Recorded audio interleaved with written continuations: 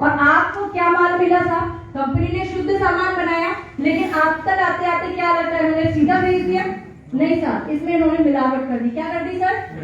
मिलावट कर दी। जिसके पास भी गया उसने मिलावट कर दी, उसने कमीशन खाया, एडवर्टाइजमेंट वाले ने खा लिया, दूसरे होलसेलर रिटेलर सबने अपना कमीशन भी खाया, साथ में इसमें मिलावट भी करते गए। आखिरकार 10 रुपए की चीज हम तक पहुंचते कितने की हो गई? 50 रुपए की।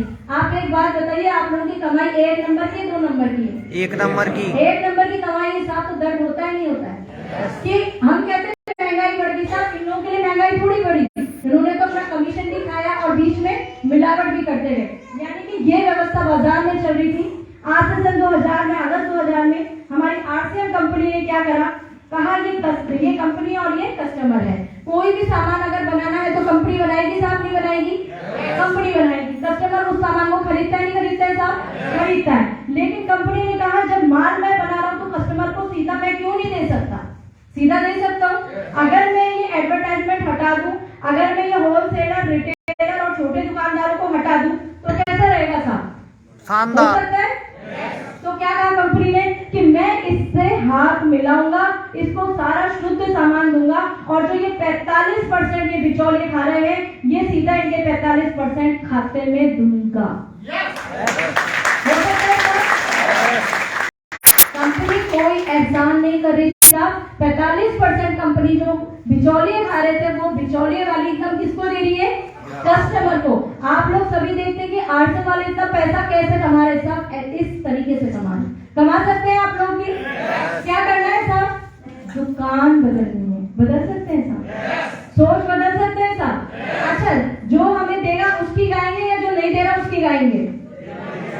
उसकी गाएंगे ना साहब। जो हमें खुशियां दे रहा है, जिसकी वजह से हमारे घर में पैसा आ रहा है, हम उसको प्रमोट करेंगे नहीं करेंगे?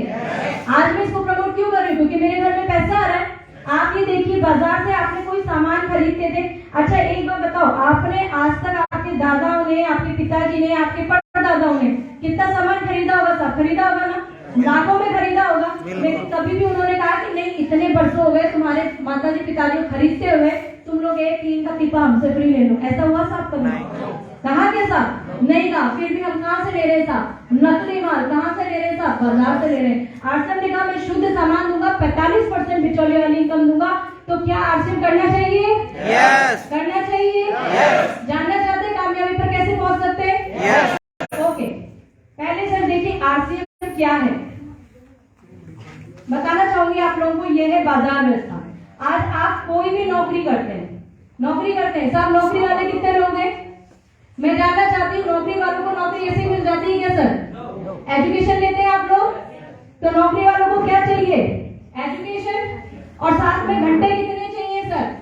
कम से कम 8 या 10 घंटे। घंटे कितने सर? 10 घंटे। और इनकम कितनी मिलेगी सर? Fix income. कितनी मिलेगी सर?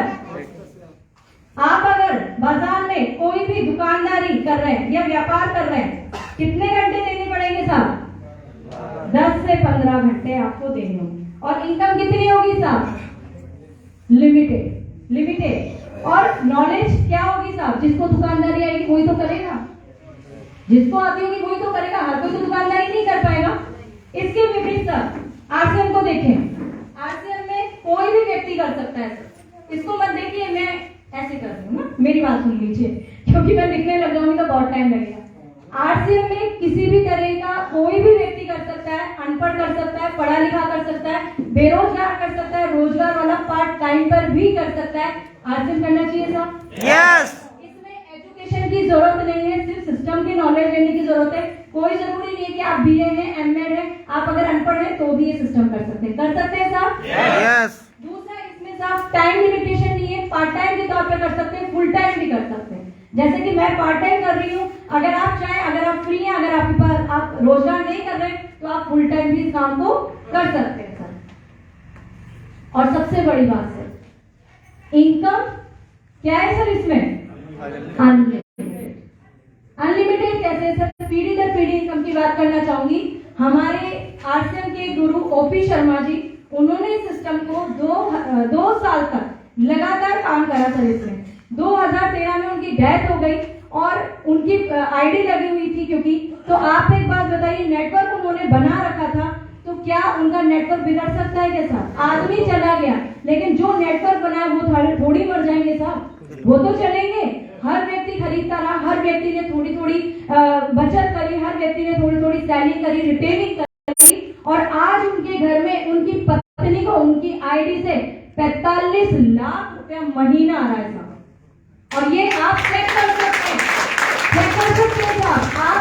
मैं बता देती हूँ आपको, जयपुर में सर मेरा ससुराल है, उसमें ही वहां पर ही साहब उनका पास में हमारे घर है। उनके बेटा आज रवि ओपी शर्मा है सर, रवि ओपी शर्मा है, वो साहब उस आईडी पे काम कर रहे हैं, और आप उनके घर को आके आराम से देख सकते हैं। आप चेक कर लेना, आपको यूट्यूब पे भी मिल जाएगा साहब, नाम डाल के आप चेक कर सकते हैं साहब। और उनके घर में इनकम आ रही है 45 से 50 लाख। हेलो, कर सकते हैं साहब? कर सकते हैं। जब इनके घर में पीढ़ी दर पीढ़ी इनकम आ सकती है, तो भाई हम टाटा बिरला अंबानी नहीं है, नहीं है साहब। हमारी कोई पुश्तों की धन दौलत नहीं पड़ी है कि हम कर लेंगे, हमारे बच्चे भी खा लेंगे, पीढ़ियां भी चल जाएंगे। सर इस काम को कर लीजिए। हर पीढ़ी में कोई ना कोई ऐसा एक व्यक्ति होता है जो आने वाली पीढ़ियों का भविष्य बदल देता है। Right sir? क्या हम वो बन सकते हैं? ओके। तो ये है आरसीएम की व्यवस्था और ये है बाजार की व्यवस्था। अब आप जानना चाहेंगे आरसीएम क्या करना है? जानना चाहते हैं सर? कितने लोग जानना चाहते हैं? जिसका भी हाथ खड़ा नहीं है वो पड़ोसी को कामयाब करके मानेगा।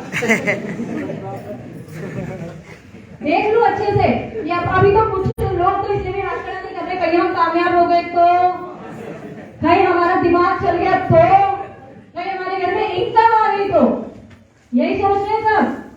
ये महिलाएं तो सोचती बड़ी बढ़िया पति से लेके खा लेंगे, यही सोचती है क्या?